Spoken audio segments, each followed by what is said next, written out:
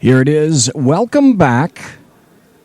We are, of all places, in Lost Wages, Nevada. And you're listening to the Bloviating Zeppelin's Berserk Bobcat Saloon. Only I will bloviate. I'm not Berserk. I'm not in a saloon, but we are in Las Vegas. And I have with me, because I didn't have the rest of the stuff with me, I have Sackhead's Sean. Hello, sir. Right here. And, wow, has this been a great time or not at Freedom Fest? This has been amazing. Thursday has been, what day is it? It's Thursday. Yeah, exactly. Oh, I was right. Yeah. Thank goodness. No, yeah. Thursday has been exceptional. There's been so many great people. We've had so many great interviews. The vibe around here has remained just amazing. I cannot say enough about the participants here at Freedom Fest. It is absolutely incredible to me. And it's ever so weird because we're in an L-shaped booth. I'm speaking into a microphone running the board over here, and I'm definitely not looking at Sackhead Sean. And Sackhead Sean is facing on a table at the opposite direction, looking out at a picture of Belize and a large, tall, about 25-foot wall at the other end of the grand ballroom right in here in Freedom Fest at the Paris Resort. Well, yes. All sorts of people have been here. You had an interview with John Stossel. I mean, that was right off the bat. You had a great get with John Stossel. It was a wonderful interview. Sackhead's Clint was there also.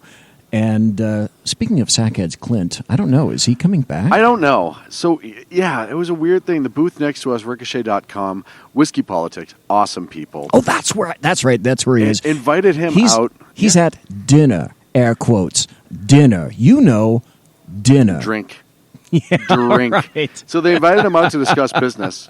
I think just to kind of, just create a partnership, create a friendship. They're right next to us. They've been awesome. We've had good communication. You know what? The one cool thing about Media Row here is just about everybody is communicative with each other. We had Joe Cackety from CRTV come by and chit-chat. So it's a real happy crowd here on Media Row. And, they were like, hey, we want to find out more about you guys, etc. And, here we are. This is a great place, by the way, to make contacts. It's an incredible, awesome place. Right. And here's the deal. People may not know who CRTV is, and I know you do, Sean. Right. Tell the folks who they are, and because I'm going to get to that particular guy, but tell the folks, some of the people can be found on CRTV. Yeah, CRTV, their two biggest ones are Levin and Steven Crowder. Louder with Crowder and Mark Levin, the Yes. great one. Now, they've got him on CRTV. Now, here's what happened. We've been broadcasting here all day. We've been up since 0:30, and we're not going to get to bed before maybe midnight or so. And that even excludes drinking, okay, which is pretty amazing to say, a rather astounding claim. But here we were, sitting in the refrigerator, minding our own business, when a guy named Joe, literally, a guy named Joe comes by and says, hey, and starts up a conversation. Right. We'll say, Sean, who is this guy, Joe? So Joe is one of the founders of CRTV. Out of the blue. And so, what's funny is when you're just sitting here with your feet up, and which is exactly what I was doing. And you and I were just that's exactly what you were doing. Our expo hall had been cooling down at that point. It's the end of the day. We stay late for our shows, but everyone else has gone home for the most part. I mean, there's still some light foot traffic, but for the most part, we're powering down, right? We're getting ready for the show. We're just kind of cleaning up the booth from earlier in the afternoon, just just getting everything ready. And all of a sudden, this guy comes up and just starts asking us about the network. Very friendly, very outgoing, polite gentleman. We exchange just some quick stories about politics and have some laughs and all the other stuff. And then he asks about the shows. And then he throws it out, like, hey, oh, by the way, my name's Joe. And gives me his card. And I look at it, it's CRTV. And he just kept talking and having a blast, and it was a great conversation. Tells about his son who made an amazing music video. Yeah, and then pulls out his phone and shows us his son's music video on says, YouTube. Give me your phone number, I'll text you. And I was like, yeah. Yeah, okay, cool. He's like, do you have kids? And I said, yeah, I have kids. And he's like, oh, check this out. He's like, I'm totally bragging right now, which he should have. Yeah. His teenager's 12 years old. Yes. Made a video that was filmed by a 19-year-old. Yes. His 12-year-old son plays guitar. He's playing a great song, and it's got a background. It's about America. It's a rather patriotic kind of background. This thing looks professionally produced, and this guy doesn't. Well, yeah, this guy doesn't know us from anywhere, and he's in charge and owns this CRTV. Yes, and we're just talking to him like, "Well, hey, how you doing? Right, good to see you here." That's what Freedom Fest is like. And if you want to check out the video, it's called American. Great term. His name is Kenny, Kenny. His last name is Kakaty. And it's a great music video, especially produced and written by a great young man, and it's pretty awesome. It's pretty awesome. So check it out, please. So we've spoken to a whole bunch of people. We had Lily Tang Williams. She came by. She was running for state senate in Colorado last year. We had a great interview with her last year. She came by the booth. Tons of people have come by the booth. Steve Forbes bopped on by. He's going to be around. John Stossel is in talking right now to all the people, which is why it's so quiet in here at this particular point. Who are some of the other interviews that we've done? We've gotten some great people coming through here. First of all, Larry Sharp. Clint did an interview. Oh, my God. With Larry Sharp. That's why I wanted to have Clint here. But, of course, Clint can't be here. Oh, well, he's busy. Drinking somewhere else with certain other individuals. But you know what? He's connecting, all right? That's what he's doing. That's what you do at Freedom Fest. You network. And there's a lot of networking here. Holy moly. Yeah, there's some great network going on. And so he's a libertarian running for governor of the state of New York. At Larry Sharp is his Twitter. LarrySharp.com is his website. We have it under our SHR Media Spreaker account under Freedom Fest. I think it's on the main website, or if not, it will be here shortly. What a great interview. It was some great back and forth. It was so worth it. And like you said, this guy was so quick on his feet. He answered so eloquently, even on things that were not agreed upon per se. The conversation was intelligent, lively. It's what I wish we could have with people that disagreed with us on other sides of the aisle. Exactly. Or for leftists. And the reason I enjoyed this, now Clint conducted a rather in-depth interview. It was at least 20, 25 minutes long. Very long. And this guy had an answer for everything. Now, like Sean said, his name is Larry Sharp, S-H-A-R-P-E. He's running for the Libertarian governor of New York. Yes. Now, Cuomo, I think, is not running. From what I understand. From what we understand at this point. So, because it's a Libertarian and there's no Democrat opposing him, the supposition is that the Republicans are going to throw up anybody they can just so that they don't get the Libertarian. Yes. Now, that said, I think Sean would agree when I say I'm a libertarian, but I'm a little L libertarian. Yeah, I think we all are a little bit. I think most conservatives in modern America have that little L for the most part somewhere. It might just be that one piece of little L. It may be the line across the top. It may be the line across the bottom. It depends on how you write your L, calligraphy and not. I think we all have that little L on some issues or another, which is why we are able to get so close and should be a lot closer than we are right now between libertarians and conservatives and really bridge some gaps with it because it's right there on a lot of different things. Mr. Shah brought up what he called the 80-20 rule, and that is to say 80% of the time we, meaning libertarians and conservatives, are going to agree upon most events. 20% of the time, we're not going to agree. Right. And with that in mind, he sat down, and Clint sat in the chair and fielded questions, a series of questions at Larry Sharpe, who conducted a logical, quiet, cogent argument. Very much so. With each question, though Clint focused in like a laser beam on a number of particular issues with which I think Clint had a bit of difference with the governor's candidate, and each time he answered and replied in a perfectly logical sense. Now, you have to go back and think about the base foundation by which libertarians operate, and that is freedom above everything. Yes. And if you look at it in that perspective, and even Larry said himself, now I predicate these things in sort of a pie in the sky, unicorns and purple skies kind of a scenario, and then proceeded to lay out, for example, okay, he's an advocate of the Second Amendment. Yes. Now, he didn't say he's necessarily pro-gun, but a Second Amendment advocate. But he is a Second Amendment advocate. Now, in his mind, in terms of libertarianism, we shouldn't need guns. There should be sufficient prosperity in his land such that people don't require, they don't need to resort to violence in order to acquire, steal, thieve, etc. And that because of that, if that were to occur, yes, he's a holder of the Second Amendment, but essentially because he lives in New York, he has no gun. And I don't think he had a particular perspective on guns. He doesn't seem to be a gun kind of guy. Cool, I get it. Right, and you don't have to like guns or understand guns to be a Second Amendment supporter. But he is a Second Amendment supporter. Obviously. Exactly. Which we're excited about. Listen, I mean, if you're New York, having a libertarian governor would almost be like having a major conservative as a governor, right? I mean, it is such a variation, it's not even funny. It's every bit as bad. If you're a leftist, having a libertarian in charge of anything in the state of New York is your worst form of fiery fucking pit of hell. It's going to be hell, more hell, and then after that, more hell heaped upon hell, and then for those of you who just tuned in, more hellish hell. If you're a leftist and you're living in New York. So obviously they're going to do their very level best to make sure that Mr. Sharpe doesn't go anywhere in the land of libertarianism.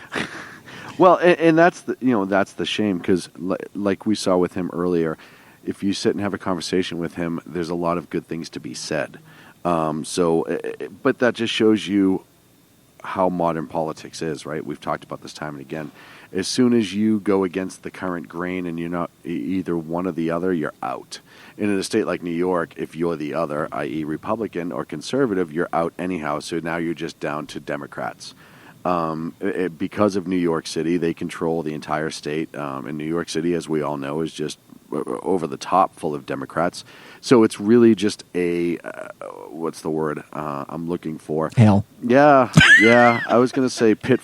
It's like a pit of vipers. Yeah, just horrendous. And then, with lava flowing out of it and then bile pouring into it.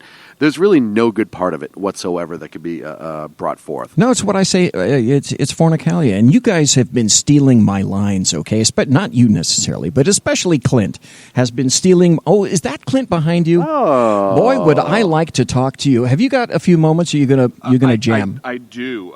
Dave from Whiskey Politics just met, and they're going to interview the gentleman we interviewed later. So I have to give contact information to his publicist. Okay. So I'm trying to get the card right now.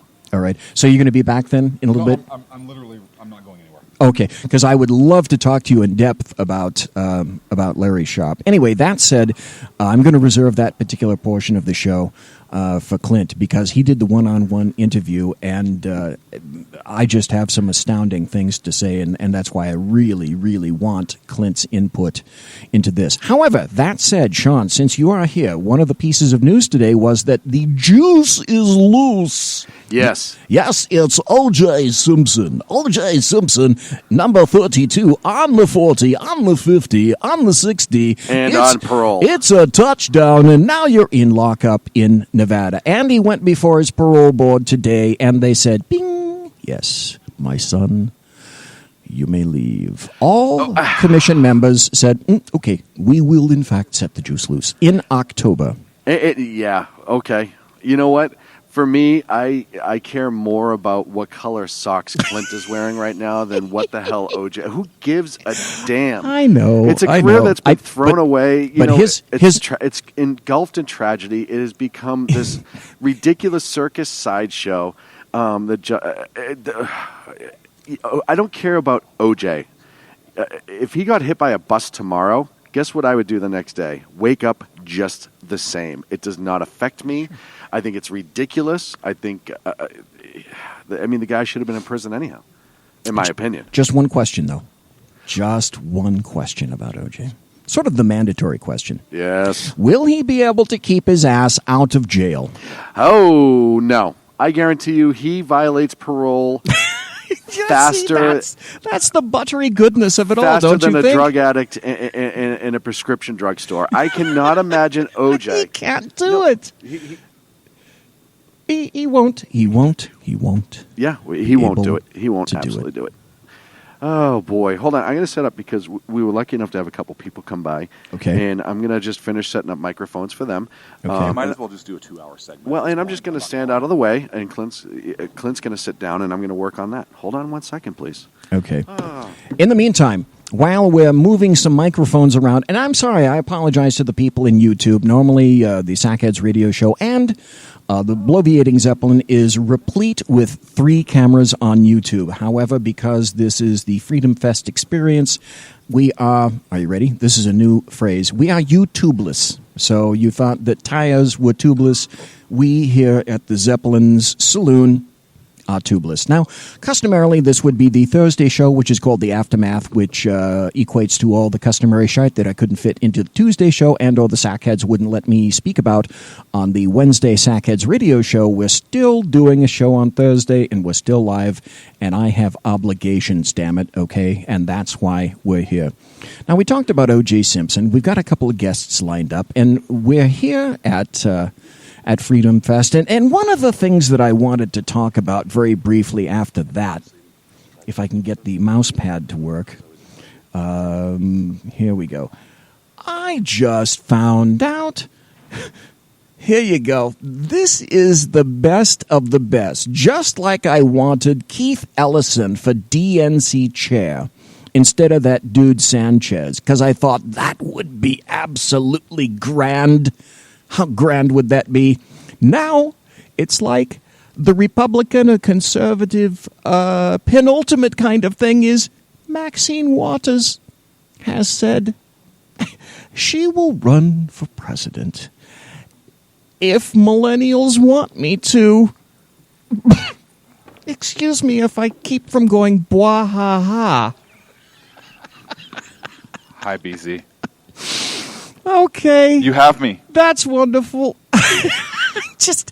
Okay, Clint. Yeah. Okay, I'm just going to ask you, Clint, one question. No, I know you've got a couple other interviews sitting here, but yeah, I know. If but you're going till but one question. Yes. What do you think of Maxine Waters running for president? Oh my gosh! Is that not the greatest gift that God could present on a platter, platinum or otherwise, to the GOP? Would that not be absolutely stellar? It would. It would. But here's the funny part. Democrats said the same thing about Trump. Just okay. See, am I wrong? I am the Zeppelin, and you just zinged me. And the air is, excuse me, it's not air. It's the hydrogen. The hydrogen is leaking Or out methane. of the dirigible. And make sure there's no open flames around me at this point right now. Okay. Yep. Sorry. Okay. Sorry, but I'm correct. Yes. Still in all, though people said the guy with the dead orange cat on his head could not be president, I still think that, like the number of transgenders in the United States of America is about 0.03%, the percentile chance of Maxine Waters going anywhere for president of the United States is about that as well. Okay, and that's about enough about that. By the way, BZ, You have a very special guest listening to you. For the first time, this guest is listening to your show exclusively. So You have officially stolen B-Dub from me. No. Oh, we love that. We love the fact that B-Dub Just so you know, she is now a multi-SHR show listener. Congratulations. Your listenership went up by 1. Wow. Okay. It's growing. Look, it doesn't matter by how many. The fact is you're growing. Listen. No, okay. the show is growing, not you. Don't take that the wrong way. Okay, I'm always growing. every day. Yes. Every day. Long as I'm away. So, BZ, if you can hear me, I assume. I can. Okay, good. I just want to introduce 2 guests, just Okay. because they're sitting here quite patient. And they're very kind. And one has been a very good friend to us the last couple of years. Well, and not Do you only want to that. introduce? No, Oh, I'm you sorry. Let me step out of the way. No, I'm sorry. No, I should like to comment Paul that, Dykewitz. that Who is he's it? Go ahead. I'm he's sorry. wearing an excellent. He's wearing a suit. Now that's impressive right off the bat. Okay, so instant points to you because I'm wearing a large beard and a massive gut. That's all I've got. Author Paul Dykewitz has been with us, who was with us last year and the year before, and has been. And you got to get right up on that microphone just so everyone can hear you. But yeah, it's amazing to see you again. Always a great time when you come by the booth. And the man never ages. No, he actually looks better this year than he did last year. I was gonna say that. You know, that sounds like a commercial. You know, like Ageless Paul. I like that. We can roll with that. No, you look great. Thank you. Yeah. Like not in a Vegas one night stand kind of way, but like seriously, you look very good. You're welcome. We need to get you right on that microphone. That's because we can't. I can make adjustments. Thanks, Sean. Actually, if you there you go. Now it's going to work a lot better. How about this? Oh, Perfect. Much better. All right. Much better. definitely. And then David Enswith from Pan Am Post. Yes, we are a libertarian news organization based out of Miami. We cover North, South, Central America, the Caribbean, from a free market perspective in English and Spanish. Wow, can't beat that. All right. So now we have like a round table. Yeah, Indeed. it is pretty much, What isn't are we it? going to discuss? Well, that's Well, what in this on case, pins it's and sort of needles. like an L table. Yeah. But wouldn't that be L appropriate table. because we're here at Freedom Fest and it's all about the L's, all right? So that's why the table is The set L's up in this outnumber way. the C's by a little, if you will. Boy, don't they ever. But that's the point of it. That's the point of it all. Okay, Sean, who would you like to start with? You know what? David's new to us. Kudos if you said If I'll take Paul for 200. Yeah, so I know you and Paul have this special friendship, and I don't dare get in the way of that. I just don't do it. Because Is that like Wait, bold? are you saying that he doesn't have a special relationship with you as well? what I'm saying I'm a is- little hurt by this for Paul. We'll fix this. Look at that, making it real. Somebody yanked on it. Okay. People will come by breaking our stuff. It's no big deal. We're That's just right. a ruckus. Now here. you see, Dave, here's the difference. Now you look like a sports reporter. That's right. Or that you're about to karaoke. One of the two. Either way, which is I am awesome. a huge karaoke enthusiast. So this may make out by the end of the day. Can I do Dust in the Wind? Yeah, Go, please. go. I can't sing, actually. Sorry. I lied. So you're here at Freedom Fest. You're now assigned and living in Bogota, Colombia, correct? That's correct. And tell us a little bit about your organization. Been there for 8 years. Well, 8. Wow. we are our founder is a Venezuelan exile who wanted to have a voice about what's going on right now in Latin America. Obviously, the situation in Venezuela is making international headlines. Also in Colombia, the government has concluded a peace agreement with the FARC, the Marxist guerrilla group that had been with the government for the past 60 years. We cover the situation in Cuba quite a bit. Trump has said, Trump over the past couple of weeks has really been hammering out what the major policy changes were going to be, how he was going to break from the Obama administration. More than anything, we are really in a niche space because there are not a lot of libertarian voices in Latin America. The free market is something that has really never been tried, but there have been several really encouraging developments. Dilma Rousseff was impeached in Brazil, and although the new president in Brazil, Michel Temer, he was also involved in that kind of nexus of corruption. He is a huge improvement over Brazil, over Dilma Rousseff and the Workers' Party. In Argentina, you have a great guy. I'd almost say he's libertarian-minded, named Mauricio Macri. Even in my city of Bogota, we had mayoral elections last year, and we elected definitely the best choice. We had kind of a centrist, a socialist, and a kind of someone who actually has respect for free markets, a guy named Enrique Peñalosa. So there are a lot of, even in Guatemala, where, for example, over here we've got the UFM, the Universidad de Francisco Marroquín. Guatemala has elected a kind of a center-right anti-corruption crusader by the name of Jimmy Morales. And in Peru, Peru elected a president last year named Pedro Pablo Kuczynski, who is a well-respected economist and also someone who has respect for free market principles and values. So there are positive developments in Latin America from a libertarian or conservative point of view, and it's about time. Dave, got a question for you. Who would you consider to be the the top two most free countries in South America? In South America. So we're really looking at the 10 republics there. We're excluding Guyana, Suriname, French Guiana. Based on trajectory, that is to say, where they're headed right now, by government, I would definitely say Argentina. I have more faith in Mauricio Macri than any other current leader right now. More so than Brazil? Yes, definitely.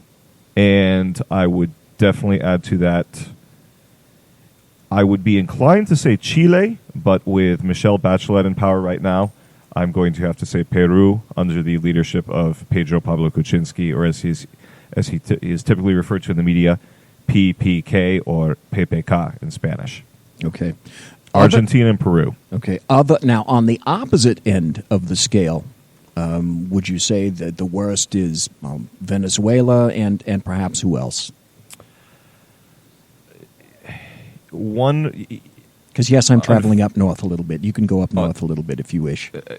It would definitely be Venezuela and Cuba, although, unfortunately, the situation in Brazil is so bad, and we've seen that the corruption is so endemic, not just on the left. I would like to say it was only in the Workers' Party and some of their kind of left-wing allies.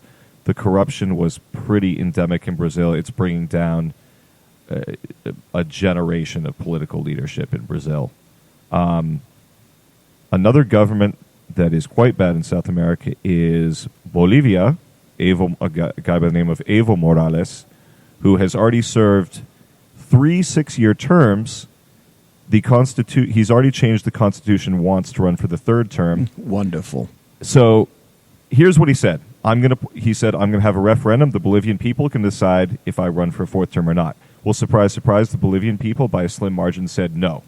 By about a 52, 53% margin, they said no. And now he is coming up with ways to claim a new interpretation of the Constitution. Of course, isn't that odd? So it was something along the lines of, well, the first time he ran, the name of his party was slightly different. It wasn't the movement towards socialism; it was the movement for socialism. It's some ridiculous semantic change that Morales controls most of the branches of government, most of the judiciary, and like many of these populist leaders do, he's cracked down on independent media. So even though the opposition in Bolivia is very strong, he may very well be able to run for a 4th term in 18 months. Wow. And he's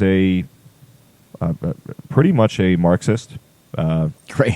Not nowhere near as bad as Chavez and Nicolas Maduro, but kind of very many steps down that path. And his new party will be called in Spanish, the English equivalent is Slinking Towards Socialism. Or STS. That sounds about right. How's about Slinking Towards Democracy? You can do the letters. Oh, well, yeah, okay. Okay, that's not funny. All right. No, that's actually hilarious. No, we BZ. don't. All right, it is. Thank you. All right, granted. Okay.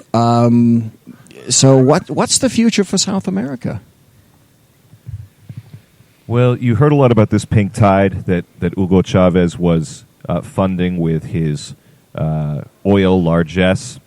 Now that oil and many other commodities are in the toilet, many of these left-wing governments do not have the ability to fund their kind of ideological vanity projects anymore. They were propping up a lot of governments in all over the place, really, throughout the Caribbean, very closely aligned with El Salvador, Nicaragua, Bolivia. Really just Hugo Chavez wanted to basically bring the Cold War back. He was someone who, even though communism ruined half of the world, and most particularly Eastern Europe, when the Berlin Wall fell, Hugo Chavez really didn't learn any lessons from that. He just... I've always said, and I've said this for years, every dictator, every wannabe dictator thinks that they can do socialism better than the last guy. Well, yeah, they see the mistakes the last guy made, and they now learn how to repackage it. I can do better than that. They don't change anything. It's just a repackaging of it. They may change a couple finite details, or change the name of the party, or change that oppressive-looking image to a nicer-looking image. But it's all socialism. And I've said time and again, find me the country where it's worked. Once. And don't talk about Finland, Norway, all these. Look at China. China's got a capitalist economy. The control over the people is communist, but it's a capitalist approach because they just want to make money. They saw the light.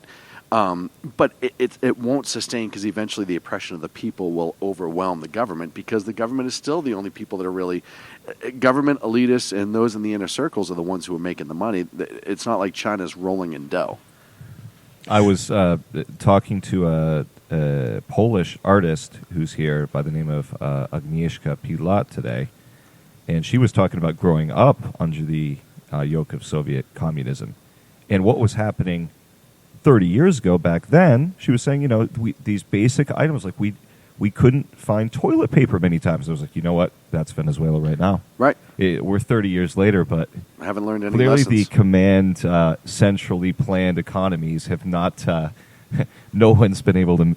Even with Venezuelans' hundreds of billions in oil revenues, they have not been able to figure out how to make this work, eh? Well, they made it work for them. Unfortunately, that is not what will make it successful. Because you said earlier, how much money was in the bank account for Chavez's daughter? Hugo Chavez's daughter has been estimated to have $4.2 billion in various accounts in Monaco and actually the United States. That's what I've seen reported. And no record of her ever working.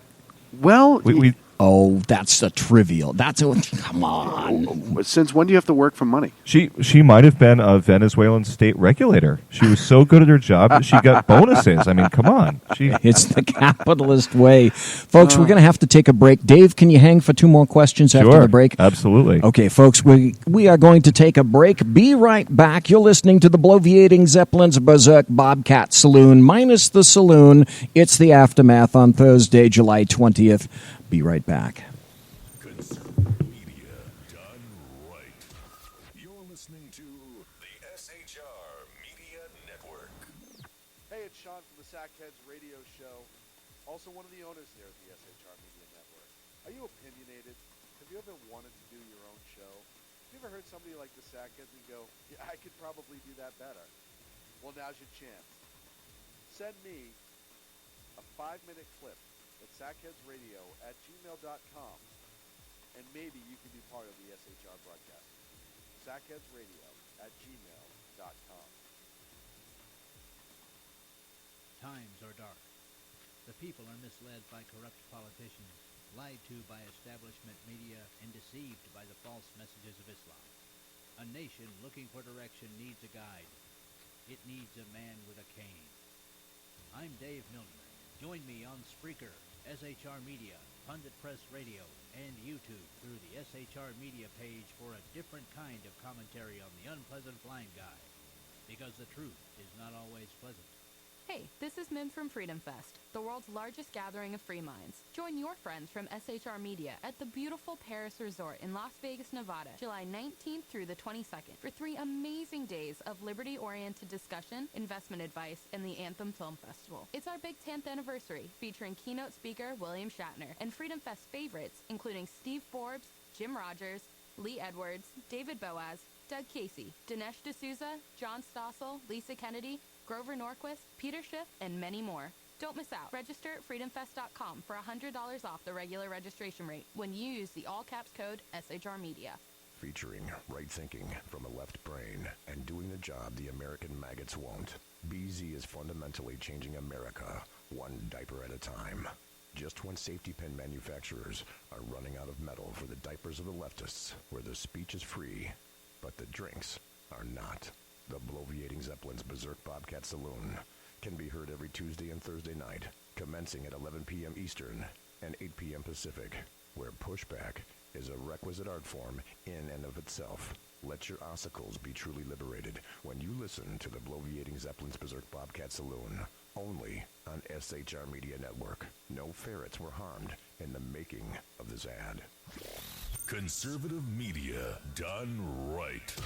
You're listening to the SHR Media Network.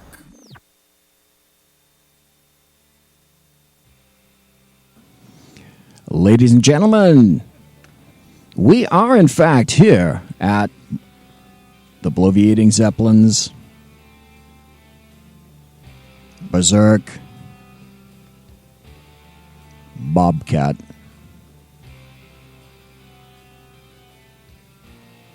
Saloon, live and direct from Las Vegas, the Paris Resort in Las Vegas, Nevada, at Freedom Fest in 2017. This, by the way, is the 10th anniversary of the Freedom Fest. We were just talking to David Unsworth. BZ? Yes, sir? I'm sorry to interrupt. Yes, sir? I have a complaint I need to file with your corporate office. Okay, wait. Now stop right there. My corporate office is your corporate office. Oh.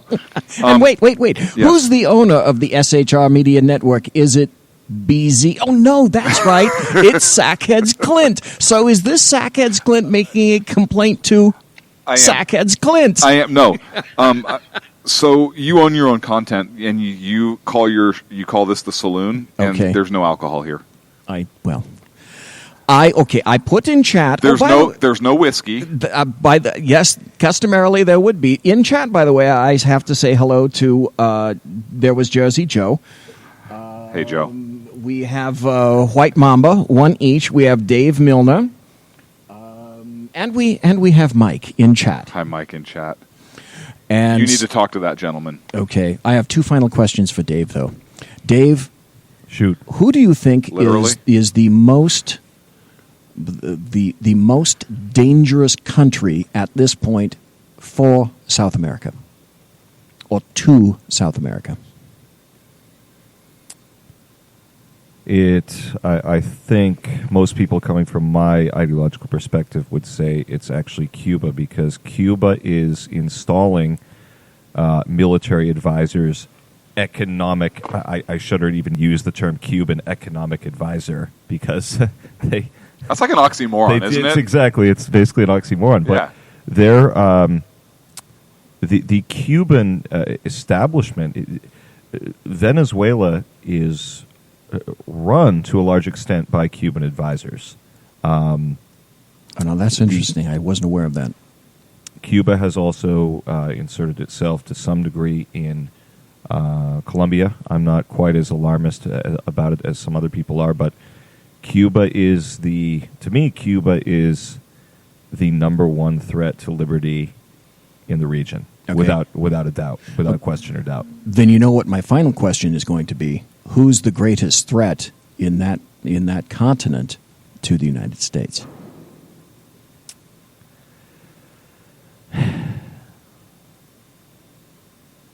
That's a tough question, because I don't actually think any of these pink tide countries pose a threat to the United States. All right.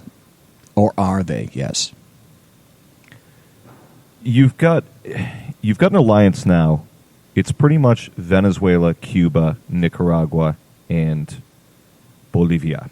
Okay. You have these 4 countries that are really the only countries where, say, a hardline Marxist communist is running the show and has taken over the country. Now, Cuba and Venezuela, it's gone much further than these other countries. But as far as the threat posed to the United States, I don't think the threat is so much to the United States as it is to other Latin American countries. Something that Venezuela has been doing over the past 2 decades of Chavismo that's very interesting is that they have been throwing around a lot of weight in the Caribbean because it's cheap to buy them off. And these are tiny countries, dependent on tourism, but that have a desperate thirst for oil. So Venezuela, with barrels of oil, has been buying off small island nations up and down the Caribbean, and they have returned their loyalty by supporting Venezuelan interests at the Organization of American States. There was a vote 2 weeks ago to oppose what Maduro is trying to do with basically eradicating the opposition, the democratically elected opposition in the legislature. And surprise, surprise, a longtime ally like Ecuador voted present. Actually, several countries voted present. El Salvador, which also has the elected president, voted present. In South America, only Bolivia voted with Venezuela, and then half a dozen Caribbean nations voted with Venezuela. Shock of shocks, yes. And the other thing as well is that we in the Pan Am Post did a story about that. It is quite likely that they have used quite a bit of bribery. They have sufficiently bribed these Caribbean governments to the point that these governments can't turn on Venezuela because Venezuela has the dirt on them. It's to say, for example, if a president or prime minister or congressman has been taking Venezuelan money and all of a sudden he turns on Venezuela, well, Venezuela is going to rat him out to the press in his country. This is something that you find time and time again throughout the Caribbean. Venezuela has governing by extortion. Yep, I think, and we haven't even gotten yet into the. I mean, it's pretty clear that high-level Venezuelan officials are involved in drug trafficking at the highest levels. I don't know if you are familiar with the Cartel of the Suns, but no, I am not. The Cartel of the Suns is so Diosdado Cabello. He was the former governor of one of Venezuela's biggest states. He was the former Speaker of the National Assembly. It's fairly common knowledge that he actually runs the country. He runs the economy. Nicolas Maduro is somewhat of a figurehead. His wife actually has quite a bit of power as well. But the Cartel of the Suns is high-ranking Venezuelan military men that are involved in drug trafficking, and it's pretty endemic. Nicolas Maduro's nephews actually are about a little over a year ago, they were busted in Haiti arranging large-scale cocaine shipments from Venezuela to Haiti with an eventual destination of the United States. It hasn't been covered much by the mainstream media. It really should be covered more. But they actually said, there are recordings of them saying, a lot of this money is for our aunt, who is Celia Flores, the wife of Nicolas Maduro. And this is how the Venezuelan Socialist Party was funding some of their campaigns. So if we think that Nicolas Maduro has his finger on the button of control, essentially what you're saying is we couldn't be more wrong. He is at the mercy of the Venezuelan military. Okay, there you go. If the Venezuelan military turns on him, he is finished. Okay. I think that's a wonderful summary. Dave, we've been talking to Dave Unsworth. Dave, can you tell us where can you be read, where can you be seen, heard, etc., social media? Please tell us where you can be found. So our English site is panampost.com, and then our Spanish site is es.panampost.com. I do a weekly podcast there. I'm interviewing several people here at Freedom Fest. And then my Twitter handle is Latin Amer Update. So LATINAMER Update. Outstanding, and it sounds to me like you're going to get the full information about what truly is happening in that part of the world. Because I found out some things tonight that I had no idea about whatsoever. Folks, we have been listening to Dave Unsworth. This is again the Bloviating Zeppelin's Berserk Bobcat Saloon, and I thank you kindly. Now, Clint, can you tell us about who you have next and why you should speak, why we should talk to Paul? And because you've obviously spoken to him before and met him, so if you would, introduce Paul to us. So Sean introduced Paul earlier. Now, Paul has authored a couple books, and one which is by the way, it's a great read. It's called Holy Smokes: Golden Guidance from Notre Dame's Championship Chaplain, with a foreword by Lou Holtz. I've read this book. It is a fantastic read, and one of the things, and I don't know if it was done on purpose or not, that I got out of reading this book, and I didn't have an opportunity to talk to you about it last year, were some of the leadership principles that are in here as well, in addition to some of the faith issues that you talked about in the book. So I actually recommended this book to some colleagues of mine, some friends of mine that I know that are interested in developing as leaders and so forth, and asked them to read it from a leadership perspective, Paul. So I kind of wanted to share that with you. That's kind of a development that transpired since I last spoke with you. It's great to hear, Clint, and that was definitely a role in it. I had a number of people talk to me about how influential this chaplain had been. Mm-hmm. As you know, he had been the chaplain in the movie Rudy. Yes. So anybody who saw that inspirational sports movie about a walk-on athlete at Notre Dame who aspired to go to the school and aspired to play football but wasn't a great student or a great athlete, right, and otherwise wouldn't have been able to achieve it, went to a smaller school, found a way to transfer in after learning to become a good student, asked Coach Ira Persijan for a tryout, was given that opportunity, and ended up making the team because he practiced so hard. And Father really was one of those who kept guiding him through the entire process. He himself was featured in the movie. Yep. If you remember that pivotal scene where he talked to the players before Rudy played his only game and said Our Lady's Prayer and blessed each player by tapping them on the helmet like he did for decades, that was the man. That was really him.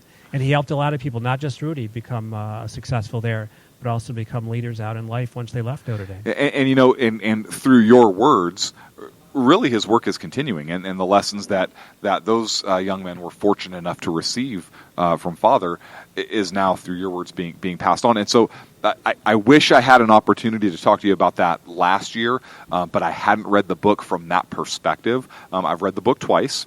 The first time I read it through as a read to see what it was about. The second time I actually looked at it through a leadership lens, and I got even more out of it. And so, again, I want to thank you for that. And I've been waiting to see you. I was hoping you were going to be here this year so that I could share that with you. BZ has not had an opportunity to interview you. If it's okay with BZ, I know Paul, this is your show. I would love to sit in, and also, but listen, pipe up at any time. That's why everybody's here. But Paul is also one of those guys where you'll ask him about current projects, and he'll hit you out of left field with something that you're not expecting. And so I'm really curious to hear that if you have an opportunity to talk to him about that as well. Okay, first, Paul, before I slaughter your name, pronounce your last name for us. Dykowitz, okay. Whew. I was going to say that. But I thought, no, before you actually put your large foot in your fat mouth, perhaps it's best to ask what the true pronunciation is. Hey, the other thing you can always do is go to the website, Holy Smokes Book. If you can't remember the last name, you can always look it up and then still find what I've writing there. Okay, so that's an excellent point. You can be found at holysmokesbook.com. Yes. And where else, sir? PaulDykowitz.com, but again, if you don't know how to spell Dykowitz, Holy Smokes Book is a lot better way to do it. Okay, point Paul. Ding! I also am the lead editor of StockInvestor.com, which is one of the reasons why I'm here, covering some of the economic-focused sessions as well as those that involve politics that touch upon the pocketbook, which, of course, is most politics these days with the budget issues and tax reform and health care legislation still pending. And then you've got ability to see some of those columns appear also on the book website. I roll them over, so if you want to find my columns quickly, go to that website and then go to the columns. Otherwise, you can go to stockinvestor.com and get columns from me, Dr. Skousen, the organizer of Freedom Fest, Dr. Mark Skousen, and a number of other experts who have things to offer that'll be really helpful to investors. So clearly you're an author, the author of Holy Smokes. Have you written any prior books? I did do one on healthcare, actually. It was about urgent care centers a number of years ago. I've got another book that I'm working on, and another idea I'm pitching to somebody here who's one of the speakers at Freedom Fest. So not able to discuss that now, but at some point it could come forward, maybe next year. Okay. I have another new project to discuss. So I look forward to seeing you then and updating you. We're here every year, absolutely. So your primary specialty, however, is fiscal instruments, financial advisement, that kind of thing? That's part of it, but also the economic issues that come and affect investors. There's so much right now that comes into play with policy. If you just look at whether healthcare companies will do well or not, Dr. Mark Skousen, our lead investment writer, who's also the organizer of Freedom Fest, commented during one of the sessions yesterday that he had one pickup in United Healthcare. That's up more than 30% since he recommended it. Wow. Well, that's one of the companies that's going to do well if we can get this healthcare situation worked out. Steve Forbes made a very good point yesterday when he spoke about most industries, if they're having increased demand, it's great. It's terrific to have increased demand. But in healthcare, it's viewed as a negative because we don't seem to be able to handle it very well. We don't let the free market approaches that allow companies to make a profit and to have good services provided to people who need it because they'll go back for additional care. They'll recommend it to other people. So there seems like there's a warped system in the healthcare and medical field that doesn't reward the kinds of behaviors that you would typically have with good service in other places. You might not, get the word out that somebody's especially good, or you might not be able to know the prices in advance until your insurance, gets the bill. And then slow and behold, you can't believe how much how much it costs to get a Band-Aid at the hospital. Absolutely. $57.43. You opened a door, and I'm going to walk through it, and I'm glad that you did. Now, Clint can talk to you about the content of the book itself. I haven't read it, so I'm not even remotely Yet. You haven't read it able yet. to converse logically and cogently with you about it. But you mentioned budget, fiscal issues, etc. If there's one thing that I haven't heard a politician address, either in the run-up for the presidency, now, in the past, in the future, the budget, the debt. It's not tacitly, it's overtly ignored, absolutely ignored. When you went there with healthcare, you went there with budget. I can't tell you, Paul, how many questions are whizzing through my fetid brain right now. There are literally hundreds of them. But my first is, do you have any thoughts about the current dire plight of the United States in terms of our debt, and what the heck can we possibly do to try to ameliorate that in some kind of fashion, any kind of a logical fashion at all? Can we even attack it? You raise a good question, and it's one that Jim Rogers discussed here at Freedom Fest in the first 24 hours, and I featured it in an article that will be posted on stockinvestor.com in the morning. And he talked about the next economic downturn, and we get them about every 4 to 8 years, he said, cyclically over the history of the country. It's coming. Is going to be worse than the last one, which was in 2008, and it was debt-driven. And it made it really bad because we had overextended ourselves in so many places, with our country and others, Greece, Italy, especially in some of those European countries that really got profligate in terms of trying to go way beyond their means. He said the next one's going to be worse because we got more heavily into debt. You think about the last 8 years. You might pray President Obama personally and think he makes good picks for his NCAA tournament pools, but you think about all the deficits we ran, and you're thinking, wow, we paid a lot for having a cool guy in the White House, who wanted to try to help people, but maybe didn't follow the right economic policies to get that done. You also not only have that speaker, but you had Larry Elder, the Salem radio host, talking about the fact that a lot of people thought that President Obama would help to bridge that gap to lift the African Americans and minorities closer to the white population of the country. Well, in fact, it widened further, which was not the intent. Well, so if everybody the remembers the video work. of the woman on YouTube saying that Mr. Obama is going to pay off my house. He's going to pay off my car. And like you say, the opposite happened. And you'll even look at people who are, upset, who were disappointed with what was happening economically, the lack of opportunity. And I'll cite a case of a city I know well, Baltimore. I used to live and work there. And I know that some of the neighborhoods that were unfortunately torched and looted and damaged by the rioters just a couple of years ago. And the sad part is those people couldn't get any federal assistance to have any rebuilding done. That was not considered to be an emergency, as if it was an act of God or a catastrophic loss like Hurricane Katrina. There were no funds that President Obama was able to allocate because of an emergency.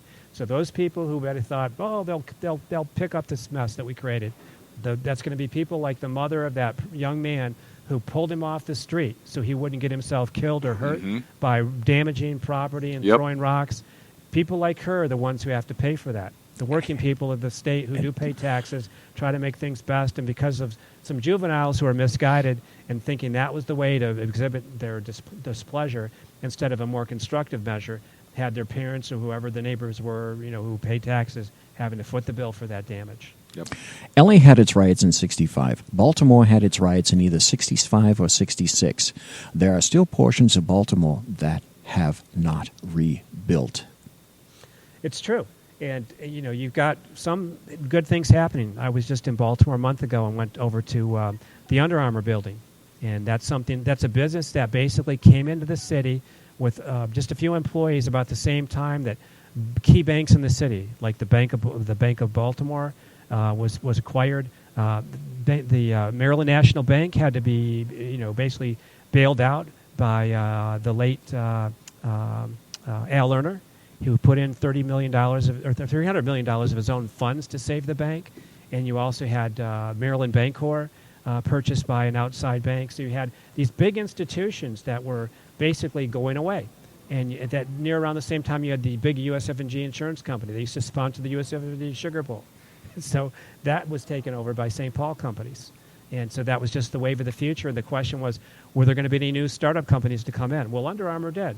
And then you had Kevin Plank, who actually was criticized very heavily for calling the new president pro-business. I think that's nice diplomatic things for a CEO to say, who's on a committee to help bring manufacturing jobs to Baltimore and other American cities instead of having them offshored, trying to help the president develop policies that will create opportunities for neighborhoods that are blighted. So people who have a good system in Baltimore to get to jobs can actually find opportunities. And yet he's criticized and lambasted by people who probably meant well, but didn't understand that that was the key to helping those blighted neighborhoods and the other people who desperately need jobs and to have enough economic growth in that city to turn some of these downtrodden neighborhoods into nice ones. And I'll tell you one thing, that neighborhood where Under Armour is based was not an affluent place, but it's actually quite nice now where they've had real development in the city. There were people who probably worked at the company or had jobs based on supporting people who worked at the company in the neighborhood. There was a lot of activity on a Saturday when I was in the neighborhood, and it's a neighborhood I know well because I used to live in this city. I used to visit by there and get my hair cut. Folks, we're talking to Paul Dykowicz. He is the author of Holy Smokes. Now, we've got one more minute before the break. I've got a question for you. We're going to have to go to the break for a second. Are you interested in coming back after the break? It'd be about 2 minutes or so, 3 minutes. I'd be delighted. For you guys, absolutely. I'll stick around. We'll have some more fun. Okay, folks, great. We've been talking to Paul. He's kind enough to be here. You're listening to the Bloviating Zeppelin's Berserk Bobcat Saloon here on the SHR Media Network. We'll be right back, folks, after this. Do not, please, you must not go away at all. What if I go away at all?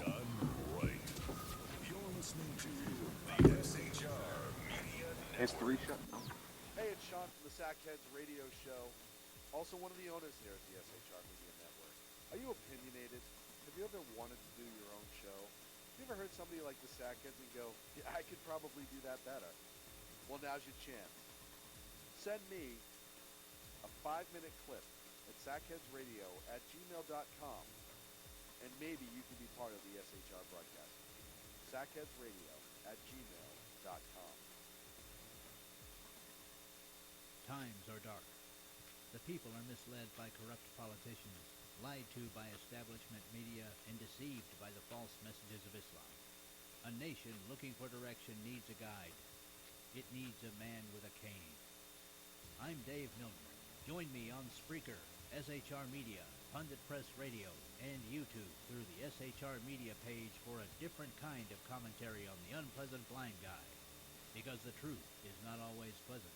Hey, this is Mim from Freedom Fest, the world's largest gathering of free minds. Join your friends from SHR Media at the beautiful Paris Resort in Las Vegas, Nevada, July 19th through the 22nd for 3 amazing days of liberty-oriented discussion, investment advice, and the Anthem Film Festival. It's our big 10th anniversary, featuring keynote speaker William Shatner and Freedom Fest favorites, including Steve Forbes, Jim Rogers, Lee Edwards, David Boaz, Doug Casey, Dinesh D'Souza, John Stossel, Lisa Kennedy, Grover Norquist, Peter Schiff, and many more.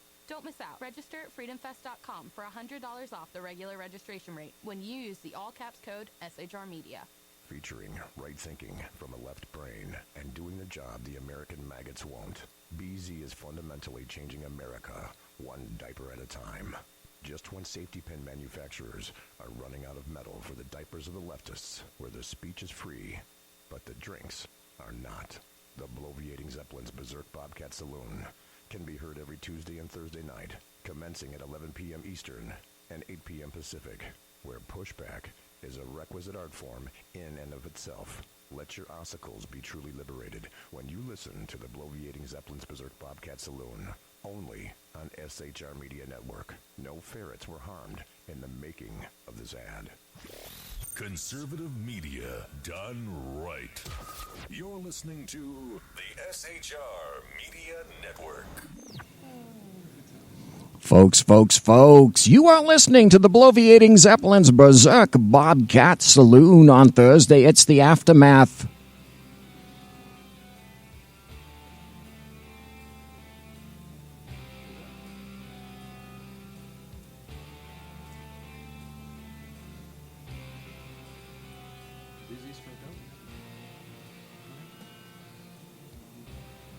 Want to say hello to Mary Brockman in chat, and also appreciate the fact that we still got Mike, we still got the Mamba, and we still have Dave Milner. Folks, we've been listening and speaking to Paul Dykowicz. He is the author of Holy Smokes, and it has a very interesting foreword by Lou Holtz.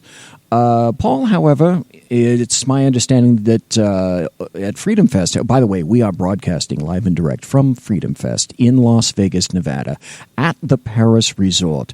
So because of the Freedom Fest itself, if I'm not mistaken, you've written an article with sort of an overall impression of the Freedom Fest itself. And what would that be? That's right. I've got an article that will be posted on stockinvestor.com. The article will be posted on stockinvestor.com on Friday morning. And basically, I highlighted some of the key points that were made by some of the speakers that have taken place, that have been here and have offered their views to people over the last 24 hours. So one was Steve Forbes, who talked about the healthcare reform situation. Okay. And basically, he came up with some of his own ideas about what should be done. And then I featured also Jim Rogers, the co-founder of the famed Quantum Fund that had helped make George Soros a rich man. But Jim Rogers had left that organization and quit Wall Street at about the age of 37 to travel the world. And so he has a good global perspective. He lives in Asia now. And so he was talking about the need to cut debt drastically, or we're going to, as I said in an earlier segment, face a much worse economic downturn the next time we do have one. And cyclically, it happens, about every 8 years. Steve Forbes made some really good points, and he's somebody who actually had run for president. Yes. Some people who are here are huge fans of his and would say we'd be much better off if he actually had become our president. But he had some great ideas. He's, of course, a devotee of the flax tax plan. He's written a book about the flat taxes. He talked about the need for some tax reform and cutting taxes and how it would help the growth of the U.S. economy. He also warned against the single-payer system. And a lot of people like that idea because they say it's succeeding in Canada. Well, you've got some people who would question that who are in Canada. It's reseeding. We were speaking to somebody today. For people who really need it. Yes, we were talking to an individual who made Sick and Sicker, the film Sick and Sinner, about the current state of the art, as it will, in Canada right now. And it's not good. You have an exact point there, Paul. And the other point that Steve Forbes made that I thought would really resonate with people is he compared the single-payer system that we would have nationally to the VA system, where many people were basically unable to get care on a timely basis, and some died. Quite a number of people, thousands of people are documented who have lost their lives while waiting for care.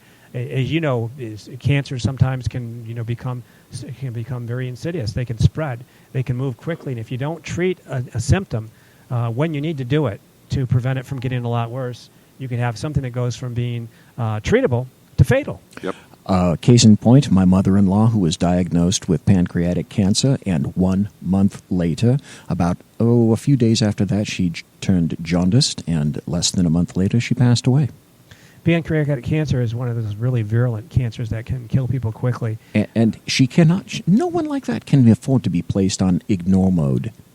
You're right, and so that's a real risk that he cited, and he also talked about the need to avoid it, requiring people to have that employers, and the other issue is, can you have like a scaled back system? But he wanted the end of the mandates on the healthcare situation, the end of the taxing, the unfair taxation for certain people who maybe don't have an employer providing the care, where they have to buy it on their own, especially younger, healthy people who might have to overpay for their level of risk, the way the Obama care plan was structured. Of course, it's the Affordable Care Act. Journalists are not supposed to say Obamacare because it's got connotations some people might view as a negative, but of course you call it the Affordable Care Act, the Obamacare. It's one way or the other. It's still the same system that's costing money and leading insurers to quit these pools because they're losing money. And if the companies can't make money, they can't continue to provide the services. So, do you have a system that's failing? And it looks like it is. So some corrective action has to take place. He also spoke about the need to get something passed. And the Republicans, basically need to get together. The Democrats were able to do it when they had control of the Congress and the control of the White House. And so they said he laid down a challenge and said, if these people won't do it, you're going to have to elect people who will do their jobs. So Congress, has responsibilities to the American people. The system obviously has problems. They have to be fixed. If you call it repeal and replace, fine. If you call it, repairing, that's okay too. Whatever it takes to get something done. But what's being handled right now with the way companies are fleeing the market and leaving the system in a very awkward situation is not workable going forward. You'd mentioned healthcare, and you're also an acknowledged expert in things fiscal. Absent, this is hard to separate, but absent the political aspect of it, can healthcare be repaired? It seems like a two-pronged attack: the political portion of it and the portion where we actually begin to take care of the health of people and begin to examine how it is that healthcare is actually addressed and portioned out. There's the insurance aspect of it and the way that hospitals and healthcare conduct their business. Myself, Sean, Clint, we are great advocates of competition. There needs to be competition. So I'm curious, Paul, if you have any thoughts on those aspects. Well, I'll cite Steve Forbes again. He had a couple of other points that he made, and one was making sure people knew how much things would cost. And he gave a great analogy, what I thought about the quality of what people receive. If you think about a hotel, the crummiest hotel you can imagine, would you think that hotel, even as bad as it was, would put a partition of a single sheet between you and a sick person in the bed next to you? And the answer is likely no. No. What hotel would do that? How can they stay in business? Well, that's what hospitals often do with these shared rooms. So unless you've got a private room, that's the case. And the level of infections is high. Steve Forbes had recommended something I think is really good to do. Have the hospitals report publicly what their rate of infection is for people after they're in the hospital, because that's a real risk. Infections, do cause serious health problems and sometimes death by people who are just simply in the hospital. It's an incubator in ways for infections to be spread. So those are good points to make. And the other thing is the transparency with costs. You might have no clue. We talked a little bit about how much it costs for a mandate or something simple. God, that is so obvious. In a healthcare facility, but how do you really comparison shop? And is there any incentive for one healthcare facility to compete on price with another? Is it? And the other issue is reimbursements. You have some hospitals benefiting just because they're good negotiators, or hospital systems, combining to get more negotiating clout with the government, with insurers. And, you have a small rural hospital doing it on its own.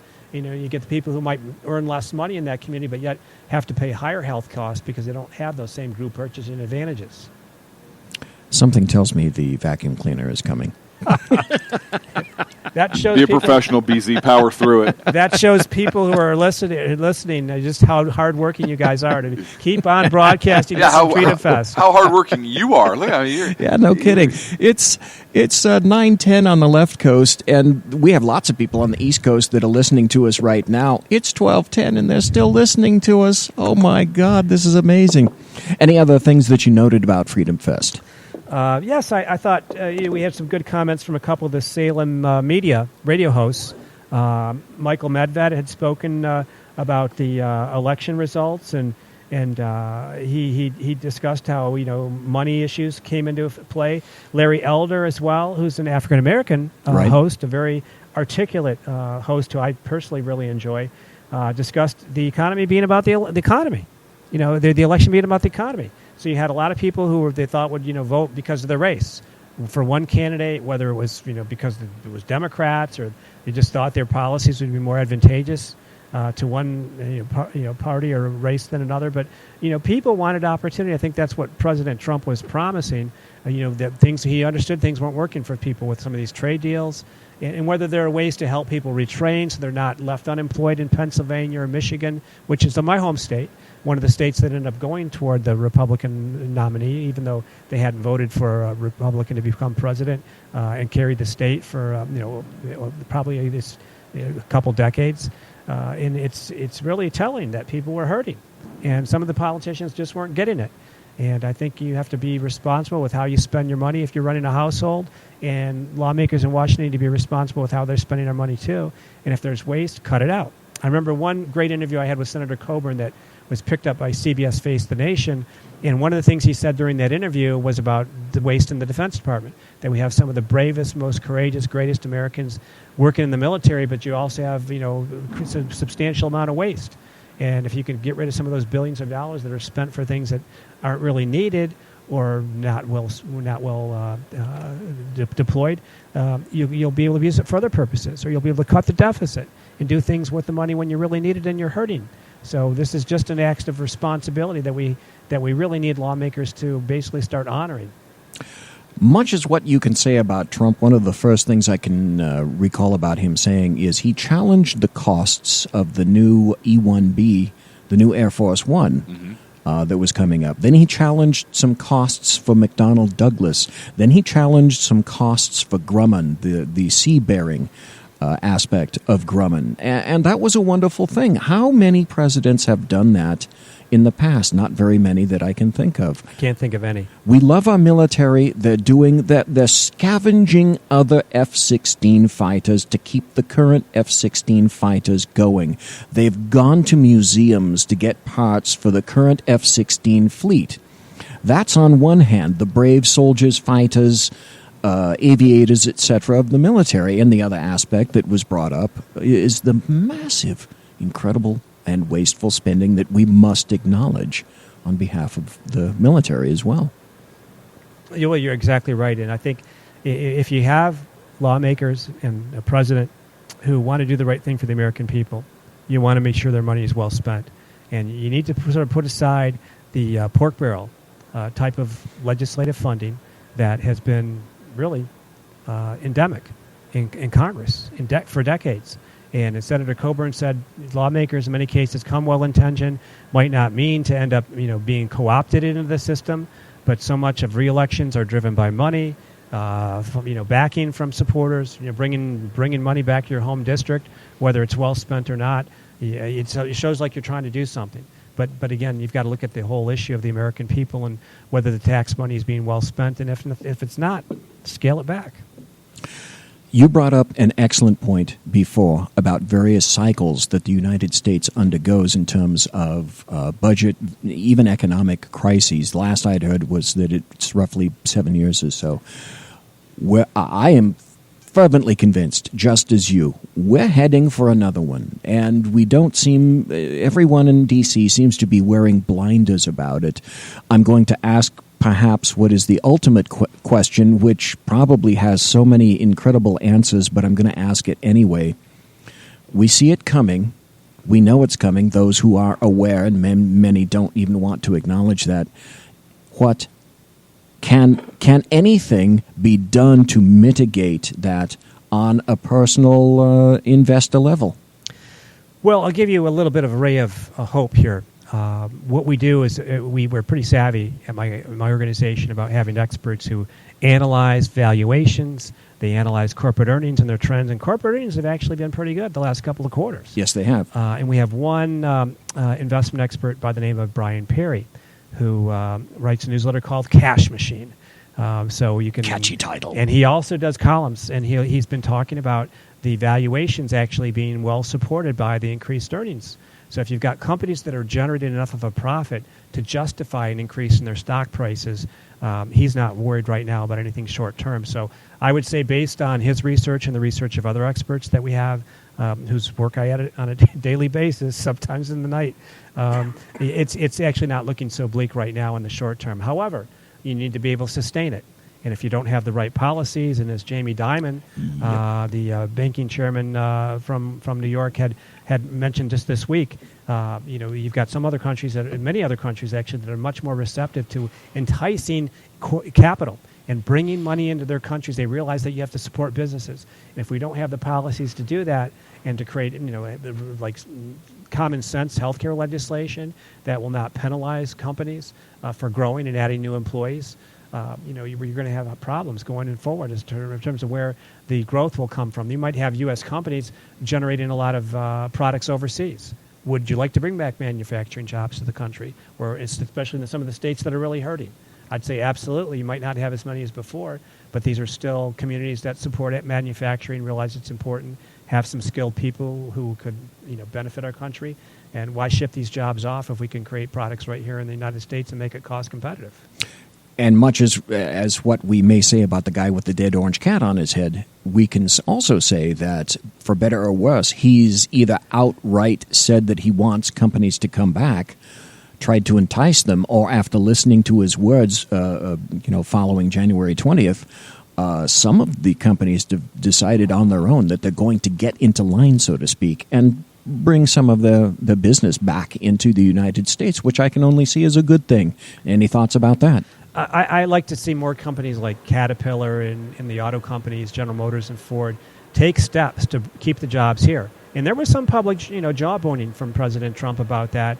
But you have had some, companies recognize that. And whether the law's been passed yet or not, at least they're looking ahead and looking and seeking ways to perhaps have more jobs created here, putting plants into the United States, retooling plants, which is a part of business in the auto industry, which I know well, growing up in a auto town.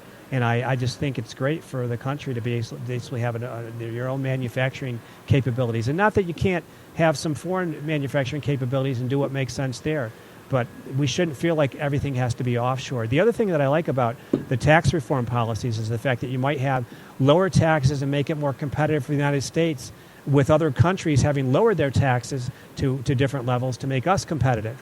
So it's maybe an issue of reshoring some of those revenues that otherwise would come back to the United States. So I say, let's try to do something to be competitive with the other countries around the world that have lowered their tax rates and made their countries more advantageous for businesses, and take the lead of somebody like Jamie Dimon, follow the lead of him, who's basically not really a Republican, but just speaking frankly as a CEO and just venting about his frustration of trying to do things here that'll create jobs and grow profits, and being thwarted by the policies of the U.S. government.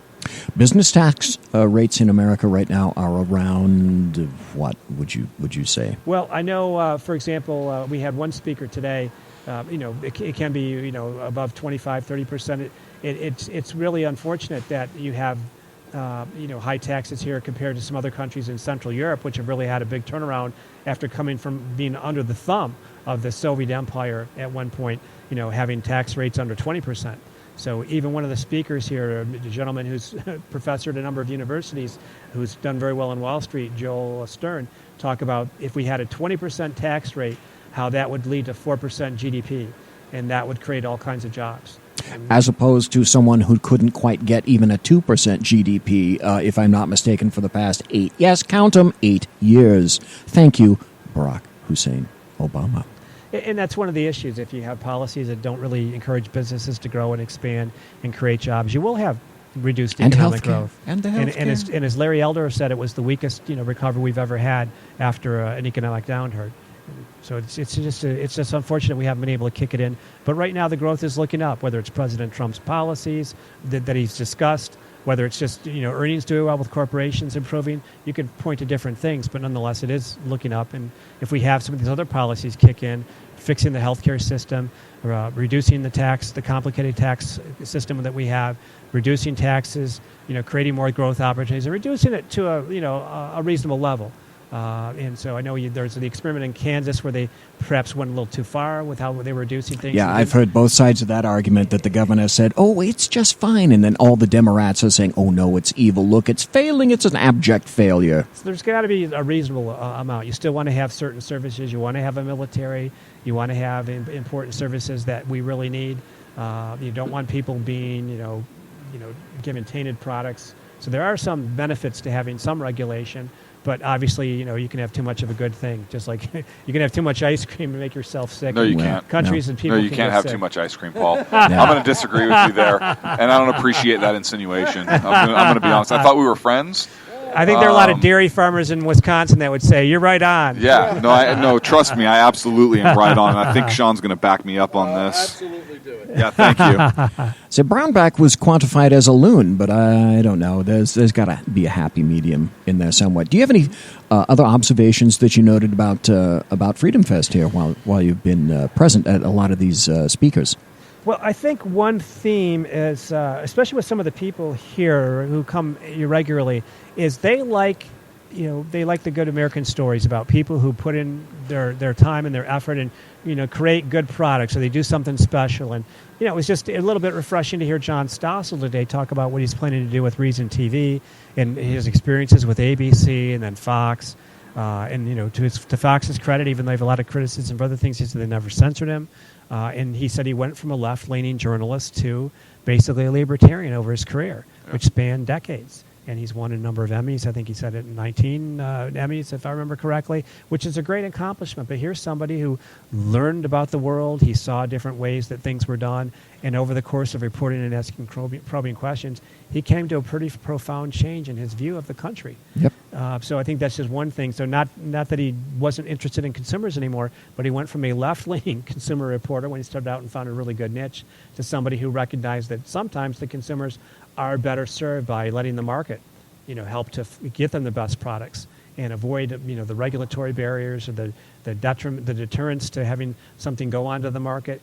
And usually, you've got companies that are trying to do the best thing for themselves and the market they serve. So although you've had cases of egregiousness that we hopefully will have stopped. You don't want planes crashing because you don't follow all the correct rules. You want safe, flight airways, as rules. I'll give you one story. I've covered airlines. I've covered pretty much every business beat in my career. I remember talking to one flight attendant from the early days of the airlines, where they had a co-pilot go back because apparently the door to the luggage area had opened up, and so they were worried about luggage falling out of the plane. And so basically, That's bad. Don't turn right. You talk about some benefits to regulation. Well, he actually was leaning in there, and she was holding his feet while he was trying to make sure all the luggage was pulled closer, to the plane and away from the door. But in the early age of airlines, there were a lot of crashes, and we didn't have all these safety rules that we do now. And so that was the kind of thing that happened. But that's a real life story that I heard earlier in my career. I wanted to share. So even though we have, libertarian-leaning people who are at this conference, there's still some benefits to doing things responsibly. And, you could have gone to the company management, and they might have said the same thing. Oh, we can't let that happen again. That's crazy. But you have somebody who's trying to make a positive difference, not let luggage get thrown out of the plane. Fortunately, it worked the way the co-pilot wanted. He got all the luggage, and nothing fell out of the flight. Including him. But they want to make sure maybe that it's sealed, the door is sealed correctly, and double-check to make sure it won't up and up in the middle of a flight. Which would be bad. And of course it was the co-pilot, right? Because the main pilot was like, hey, pal, this is one of the few times that I get to say this. Yeah. Go get him, kid. Yeah, somebody's got to be safe up here in the cockpit, and it's going to be me and not you. I should like to point out, you mentioned John Stossel. He made the mistake of walking by the booth here, and Sackheads Clint over there snagged him, and we had a very interesting conversation with John Stossel. Very good. Which was really very nice. It was like sitting down with you or anybody else. We really appreciate the time that you've been taking. We got about 4 or 5 minutes left before we hit the break. But I wanted to ask you this. It's my understanding, if I'm not mistaken, that you have a particular rap. And that's not something that I'm talking about, a rap in terms of you have a really good speech to make. You have actually a pretty good rap. Are you interested in regaling us with this? Sure. One of the things that really affected me personally and affected my family, we're from Flint, Michigan, where they had the lead poisoning problem with the water. And so I've written about that. I had written a number of stories about it in some columns, and I ultimately decided to do a rap. And so I define rap my own way, which is poetry with an edge. Okay. And so I do poetry, and it's one of these things where I really felt there was a way to get connected with people. And, you know, sometimes young people will listen to a rap or something else that they feel is cool or a different approach. Even though the information is maybe less comprehensive than you get in an article, at least they'll hear it. So on that basis, I wrote a rap, and if you'd like, I'd be happy to present it. Listen, I would love to hear it. Absolutely. Okay. So this focuses on Christmas in Flint with poison water. Oh, good. Here we go. This story features a Christmas that almost can't be believed. Flint residents drank poisoned water after getting deceived. Why stop using fresh water that came from a Great Lake? Anyone suggesting such an idea could be called a flake. When common sense is tossed aside like a rotted-out shoe, there is no telling what kind of man-made disaster may ensue. Decades of factory-spewing pollution had settled on the city. Who would think Flint River water would be anything but gritty? Folks were told the local river would be their new water source. The idea made no sense unless it came from the rear of a horse. To make such a plan work without failure would be daunting. The fallout of not using anti-corrosives soon became haunting. When our best scientists are kept out of decision-making, watch out if skinflint bureaucrats instead start cogitating. Government missteps let the water get tainted with lead. It shows why each public official must use his or her head. The water contained chloroform bacteria and fecal material. Residents ingested it for breakfast when eating cooked cereal. Use of river water preceded an outbreak of Legionnaire's disease. 87 cases and 10 deaths put the faithful on their knees. Roughly 41.6% of Flint's residents live below the poverty line. The city's median household income measured just $24,679. That level is half the median household income statewide. The big gap reveals Flint's decades-long economic slide. The crisis is too big for even Santa Claus to fix in a day. The gifts Flint needs are too numerous to fit in his sleigh. But a disaster may not require leaving distress and despair. It also can bring out good when others choose to share.